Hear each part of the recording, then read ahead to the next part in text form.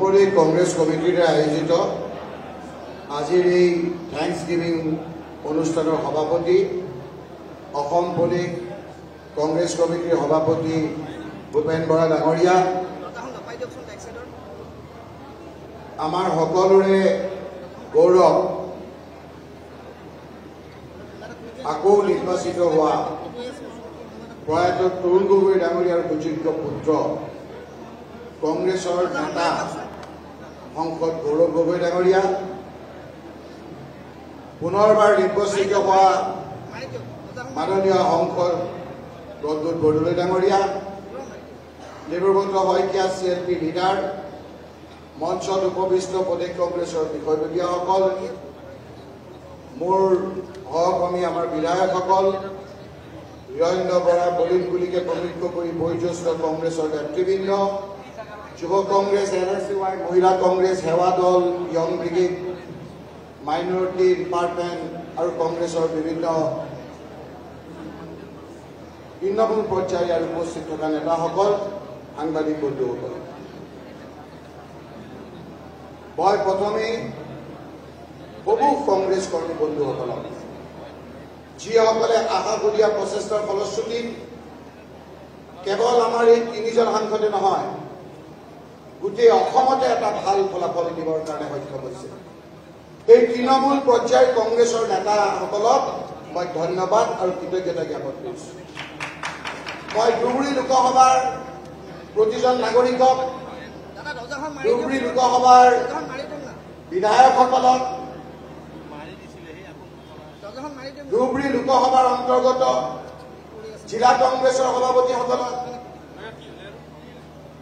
জিলা কংগ্ৰেছ, ব্লক কংগ্ৰেছ, মণ্ডল কংগ্ৰেছ আৰু একেবাৰে তৃণমূল পৰ্যায়ৰ আমাৰ বুথ কমিটিৰ লোকসকলকো যিসকলে আশাবলীয়া প্ৰচেষ্টাৰ ফলশ্ৰুতি গোটেই ভাৰতবৰ্ষত ৰেকৰ্ড সংখ্যক ভোটত মোক আজি কংগ্ৰেছ দলক জিকাৰ কাৰণে আজি গৌৰৱ আনি দিবলৈ সক্ষম হৈছে, সেইসকলক ধন্যবাদ আৰু কৃতজ্ঞতা জনাইছোঁ।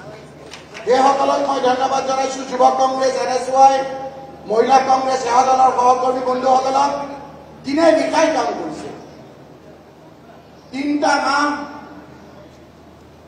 বৰষুণত তিতি ৰ'দত শুকাই আমাৰ কংগ্ৰেছ কৰ্মীসকলে কাম কৰিছে। সেই লোকসকলৰ চেষ্টাৰ অবিহনে আমি আজি ইয়াত আহি পেলাই বিজয়ী উৎসৱ পালন কৰিব নোৱাৰিলোহেঁতেন। সেই লোকসকলক মই ধন্যবাদ, কৃতজ্ঞতা জ্ঞাপন কৰিছোঁ। আৰু মোক ভোট দিয়া, ভোট নিদিয়া ধুবুৰীৰ সকলো লোককে মই ধন্যবাদ জ্ঞাপন কৰিছোঁ। এই সকলোৰে মই প্ৰতিনিধি। আজিৰ তাৰিখৰ পৰা কোনে মোক ভোট দিলে, ভোট নিদিলে সেই কথাবিলাক আমি বক্তব্য কৰোঁ।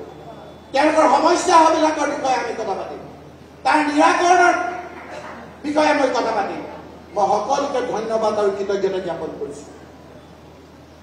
জিতেন্দ্ৰ সিং ডাঙৰীয়া অল ইণ্ডিয়া কংগ্ৰেছ কমিটিৰ অসমৰ দায়িত্বত থকা সাধাৰণ সম্পাদক, যিজনে মোক তাত প্ৰাৰ্থী হোৱাৰ ক্ষেত্ৰত যথেষ্ট আগভাগ লৈছিল, তেওঁকো মই ধন্যবাদ জ্ঞাপন কৰিছোঁ।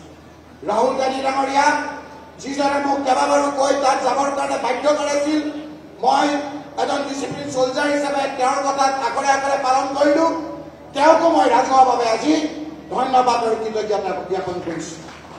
প্ৰিয়ংকা গান্ধী ডাঙৰীয়া আহি পেলাই কৈছিল যে মই যদি জিকো আকৌ ধুবুৰীলৈ আহিম।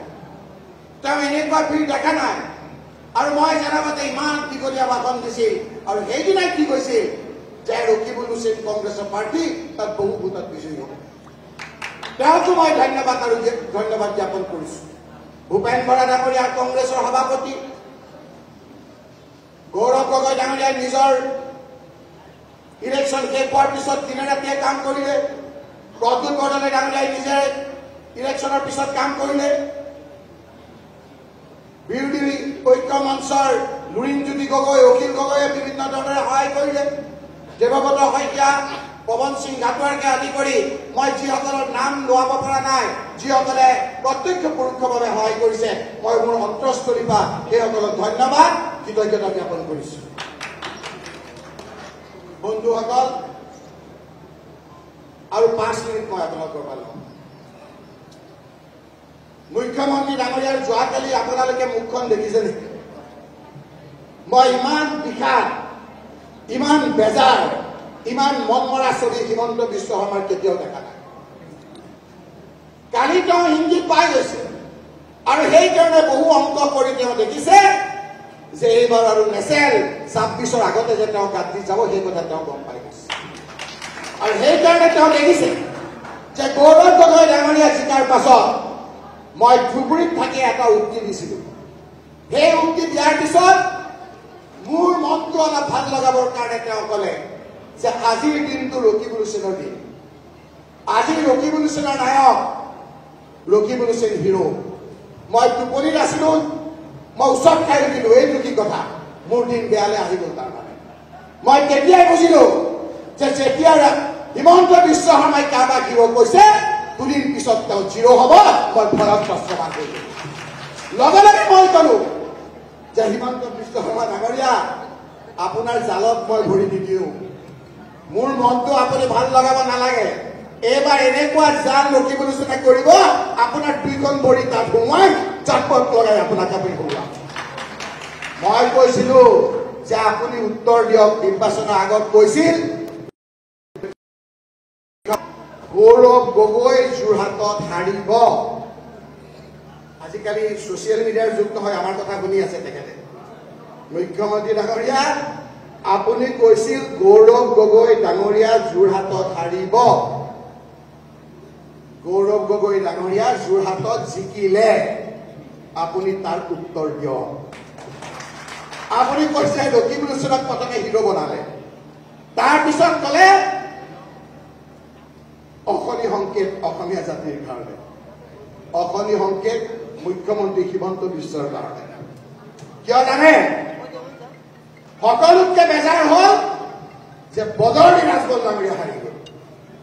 বদৰুদ্দিন ৰাজবল ডাঙৰীয়া হাৰা মানে হিমন্ত বিশ্ব শৰ্মাৰ চকী ৰৈ গ'ল, আপোনালোকে জানিব।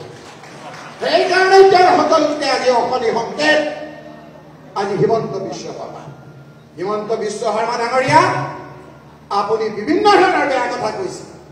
আজি গৌৰৱ গগৈ ডাঙৰীয়াৰ যোৰহাট সমষ্টিৰ টিমৌ সমষ্টিৰ খবৰ কি আপুনি দিয়ক ৰাইজক। হাৰিব বুলি কৈছিল। টিমৌ জিকিবৰ কাৰণে আপুনি ডিলিমিটেশ্যনত বনাই লৈছিল। টিমৌ ৰাইজে আপোনালোকক প্ৰত্যাখ্যান কৰিলে, তাৰ উত্তৰ দিয়ক। টিমৌ ৰাইজখিনি অসমীয়া নহয় নেকি? হিমন্ত বিশ্ব শৰ্মা ডাঙৰীয়া, হিমন্ত বিশ্ব শৰ্মা ডাঙৰীয়া, তৰুণ গগৈক আপুনি কন্দুৱাইছিল, এতিয়া আপোনাৰ কান্দাৰ পাল। ৰাইজে বেয়া পাইছে আপোনাক। অকল কি টিমৌ নেকি? মা মৰাৰ খবৰ কি? তাত অসমীয়া জাতিৰ অস্তিত্ব আছেনে নাই? আপোনাৰ লিডাৰশ্বিপত বিজেপিক মা মৰাত ৰিজেক্ট কৰিছে ৰাইজে। সোণাৰী ৰাইজে গজব কৰিছে। সোণাৰী ৰাইজ অসমীয়া জাতি নহয় নেকি? আপুনি উত্তৰ দিয়ক। শিৱসাগৰ এছেম্বলি ৰাইজে আপোনাক ৰিজেক্ট কৰিছে। নাজিৰা ৰাইজে আপোনাক ৰিজেক্ট কৰিছে। মৰিয়নি ৰাইজে ৰিজেক্ট কৰিছে। কিয়কাৰ ৰাইজে ৰিজেক্ট কৰিছে। তিতাবৰত বাৰু ৰিজেক্ট কৰিয়ে থাকে আপোনাক। এটা সমষ্টিত অলপ ভোটত জিকিছে, সেই সমষ্টিটো গৌৰৱ গগৈ ডাঙৰীয়াই কৈছে গোটেই সমষ্টিকেইটাতকৈ মোৰ বেছি আপোন। তাৰ পৰা আমাক খবৰ দিছে মুখ্যমন্ত্ৰী ডাঙৰীয়া, আপোনাৰ উৎপাত সেই সমষ্টি ৰাইজে বেয়া পায়। অহাবাৰ অসমৰ সকলোতকৈ বেছি ভোটত তাত জিকিব কংগ্ৰেছৰ পাৰ্টি। এই গোটেই কথাটো অংক কৰি আজি হিমন্ত বিশ্ব শৰ্মাই দেখিছে যে তেওঁ আজিকালি চাবচোন, তেওঁ প্ৰথমে থিয় হৈ বহি দিয়ে। আজিকালি বহাৰ আগত চকীখন ভালকে ধৰি থয়, কাৰণ কোন তেওঁৰ লগত থকা পুৰণা বিজেপিয়ে তেওঁৰ চাৰিটা খুঁটি কাটি থয় ঠিক নাই, কেতিয়া সামগ্ৰী হৈ পৰে তেওঁ ঠিক নাই। সেইকাৰণে মুখ্যমন্ত্ৰী ডাঙৰীয়া, আপোনাৰ বৰ বেজাৰ। কি কৰা নাই আজি আপুনি? মই অফিচিয়েলি অন ৰেকৰ্ড কৈছো, কি কৰা নাই বদৰুদ্দিন ৰাজবলক জিকাবৰ কাৰণে। এই ৰকিবুল হুছেইন এবাৰ নহয়, দুবাৰ নহয়, তিনিবাৰ নহয়, চাৰিবাৰ নহয়, 5বাৰকৈ নিৰ্বাচিত হৈছে। আপুনিতো ৱেবত জিকে। কংগ্ৰেছৰ ৱেবত থাকোঁতে তৰুণ গগৈৰ হাতত ধৰি 2001 চনত জিকিছিল। কংগ্ৰেছৰ ৱেবত আপুনি 2006 চনত জিকিছিল। কংগ্ৰেছৰ ৱেবত আপুনি 2011 চনত জিকিছিল। 2016 চনত বিজেপি আহিব বুলি ভাবি বিজেপিৰ ৱেবত জিকিছে। 2021 বিজেপিৰ ৱেবত জিকিছে। এই ৰকিবুল হুছেইনে 2001 ঠিক আছে তৰুণ গগৈ ডাঙৰীয়া কংগ্ৰেছৰ কাৰণে জিকিছো 2006 আমাৰ চৰকাৰ তৰুণ গগৈৰ কাৰণে জিকিছো আমাৰ কংগ্ৰেছ কৰ্মীসকলৰ কাৰণে জিকিছো 2011 কংগ্ৰেছ পাৰ্টি বিৰুদ্ধে কোন উঠাইছিল আজি বৰদৌলী ৰাজবন ডাঙৰীয়া হাৰিছে ৰকিবুল হুছেইন সব টাৰ্গেট খুচি খুব ভাল পায় সেইকাৰণে পাহৰি যায় সেই সময়ত প্ৰফুল্ল কুমাৰ মহন্ত দুবাৰত চিফ মিনিষ্টাৰ হাৰিছে 2016 আমাৰ চৰকাৰ নাছিল এগেইনষ্ট দ্য ৱেভ বতাহৰ বিপৰীতে ৰকিবুল হুছেইনক সকলো জাতি জনগোষ্ঠী মানুহে আমাক জিকাইছিল ৰাইজ 2021 সকলো জাতি জনগোষ্ঠী মানুহে মোক সামগ্ৰী জিকাইছিল খবৰ ৰাখ হিমন্ত বিশ্ব শৰ্মা ডাঙৰীয়া সামগ্ৰীত আপুনি কোৱা যি অসমীয়া বঙালীৰ কথা কয় স্বৰ্গীয় দেৱকান্ত বৰুৱা সামগ্ৰী সমষ্টিৰ পৰা জিকালো যিজনে নিখিল ভাৰত কংগ্ৰেছৰ সভাপতি উষা ভৰঠাকুৰৰ দৰে সন্মানিত বোৱাৰী তাৰ পৰা জিকিছিল ভৱেন শইকীয়াৰ দৰে লোক জিকিছিল তাত সেই অঞ্চলৰ সকলো জাতি জনগোষ্ঠীয়ে আমাক গ্ৰহণ কৰিছিল আজি আপুনি ক'লে যে ধুবুৰীলৈ মই নাযাওঁ কিন্তু চাৰিটা সমষ্টিত মই যাম সাংবাদিক বন্ধুসকল ৰেকৰ্ডত চাওক আপুনি চাৰিটাত যাম কাৰণ চাৰিটাত আমি জিকিম এজিপি বিজেপি চাৰিটাত জিকিব মুখ্যমন্ত্ৰী ডাঙৰীয়া সেই চাৰিটাৰ নাম আজি ৰাইজে শুনিব বিচাৰিছে ধুবুৰীৰ এই 11টা বিধানসভা সমষ্টিত কোন চাৰিটাত আপোনালোকে জিকালে সকলো জাতি জনগোষ্ঠী আমাক আঁকোৱালি লৈছে তাত কোচ ৰাজবংশী লোকসকলে আপোনাক খুব বেয়া পাইছে সেই লোকসকলে বিজেপি কৰে বেছিভাগে কিছু সংখ্যক আমাৰ লগতো আছে সেই লোকসকলে কৈছে যে এইবাৰ আমাৰ ভোট দিবলৈ ঠাই নাই এজিপিৰ প্ৰাৰ্থী দিছে যি এজিপিয়ে কংগ্ৰেছে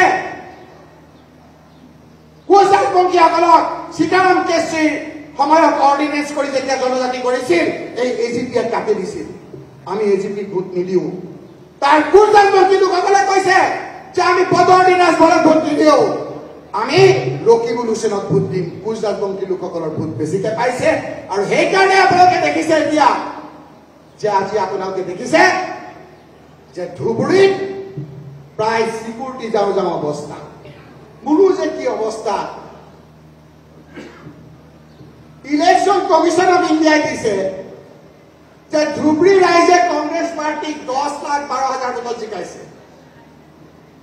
সেকেন্ড হৈছে 10,08,000 কিবা কৰি ৰকিবুল হুছেইন কংগ্ৰেছৰ পাৰ্টিক 2 নম্বৰ কৰি থাকে ইলেকশ্যন কমিশ্যন অফ ইণ্ডিয়া দিছে 1 নম্বৰ আৰু আমাৰ ইয়াৰ কিছুমানে 2 নম্বৰ আমি সব টাৰ্গেট যদি এইবাৰ সেইটো নহব খুচি থাকিব সহ্য কৰি থাকিম আমিও কিন্তু বলক লগাম আমি সকলোৱে মিলাত পিঠিৰে আগবাঢ়িম সকলো জাতি জনগোষ্ঠীৰ লগত ৰাখিম বিৰোধী ঐক্য মঞ্চে একেলগে থাকিম ভূপেন বৰা ডাঙৰীয়াকে প্ৰমুখ্য কৰি দেৱব্ৰত শইকীয়া আমি সকলোৱে একেলগে যুঁজিম এমপি সকল আমি একেলগে যুঁজিম আৰু আপোনালোকক কথা দিছো যে 2026 নালাগে দিল্লীত লৰাক পৰা গৈছে দেখিছে ৰকিবুল হুছেইনো গৈ আছে আমিও গৈ আছো আমিও কিছু কৰিম ইমান দিন আপোনালোকে ৰখিব নালাগে আমি বিভিন্ন জনৰ লগত তাতো কথা পাতিছো বেলেগ নালাগে বিজেপিৰ মানুহে সেই চৰকাৰখন ভাঙিব চাই থাকক বিজেপিৰ মানুহে কেন্দ্ৰত ভাঙিব আৰু অসমত কংগ্ৰেছে ভাঙিব নালাগে পুৰণা নিষ্ঠাবান বিজেপিয়ে নতুন কংগ্ৰেছৰ পৰা যোৱা হিমন্ত বিশ্ব শৰ্মাৰ গাদী লৰাই দিব পুনৰবাৰ আপোনালোকক ধন্যবাদ আৰু কৃতজ্ঞতা জনাই মোৰ বক্তব্য ইমানতে শেষ কৰিছো ধন্যবাদ জয়